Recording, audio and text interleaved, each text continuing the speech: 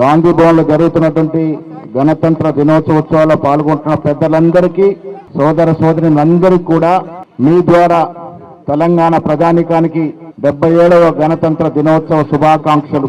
మిత్రులారా, ఆనాడు గాంధీ మహాత్ముడి యొక్క ఆధ్వర్యంలో జరిగినటువంటి స్వాతంత్ర పోరాటం విజయవంతమై స్వాతంత్రం లభించిన తర్వాత గాంధీజీ, నెహ్రూ, వల్లభాయ్ పటేల్, మౌలానా అబ్దుల్ కలాం ఆజాద్ లాంటి పెద్దలు ఆనాడు బిఆర్ అంబేద్కర్ నేతృత్వంలో రాజ్యాంగ నిర్మాణ కమిటీ వేసి వారి ద్వారా ఈ దేశంలో కాదు యావత్ ప్రపంచం గర్వించినటువంటి రాజ్యాంగాన్ని మనకు అందించినారు. ఆ రాజ్యాంగ ఫలితంగా ఈ దేశంలో 77 సంవత్సరాలుగా పరిపూర్ణమైన ప్రజాస్వామ్యం, లౌకికవాదం, సోషల్ జస్టిస్ లాంటి పునాదుల మీద ఈ దేశం నడుస్తా ఉంది.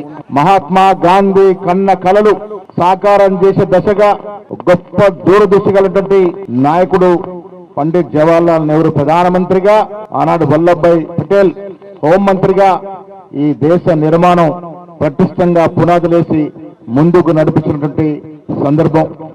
ఆ తర్వాత వచ్చినటువంటి శాస్త్రి గారు, ఐరన్ లేడీగా పిలువబడినటువంటి శ్రీమతి ఇందిరాగాంధీ గారు, ఆ తర్వాత రాజీవ్ గాంధీ గారు, పివి నరసింహారావు గారు, మన్మోహన్ సింగ్ గారు ఈ దేశ నిర్మాణం కోసం ఎన్నో చరిత్రాత్మక నిర్ణయాలు తీసుకోవడమే కాకుండా అమల్లోకి తీసుకొచ్చినటువంటి సందర్భం. వారు దూరదృష్టితో ఒక పటిష్టమైన ప్రణాళికతో తీసుకొచ్చినటువంటి ప్రణాళికలు, కార్యక్రమాలు కార్యరూపం ధరిచి ఈ దేశానికి గట్టి పునాదులు ఇచ్చినటువంటి సందర్భం. మిత్రులారా, ఈ దేశం యొక్క రాజ్యాంగం యావత్ ప్రపంచాన్ని ఆకర్షిస్తున్న రాజ్యాంగం. ఇక్కడ ఉన్నటువంటి ప్రజాస్వామిక స్వేచ్ఛ మరే ఈ దేశంలో కనబడదు. మనకు ప్రజాస్వామ్య విలువలు, ప్రతిపక్ష పార్టీలకు విలువలు, ప్రతిపక్ష నాయకులకు ఇచ్చే గౌరవం ఈ దేశంలో జరిగినట్టుగా ఏ దేశంలో జరగలేదు.